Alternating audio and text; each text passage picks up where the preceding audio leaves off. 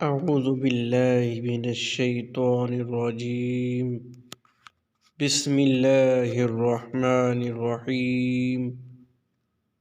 قبرستان جائیں تو یہ دعا پڑھیں۔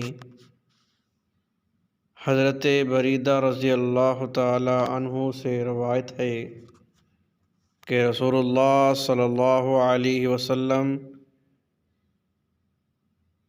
انہی صحابہ کرام کو تعلیم دیتے تھے کہ جب وہ قبرستان جائیں تو یہ دعا پڑھیں: السلام علیکم اہل الدیار من المؤمنین والمسلمین وَإِنَّا إِن شاء اللہ للاحقون اسأل اللہ لنا ولکم العافیہ۔ اے مسلمان کے گھر والو، تم پر سلامتی ہو، انشاءاللہ ہم بھی تمہارے ساتھ ملنے والے ہیں۔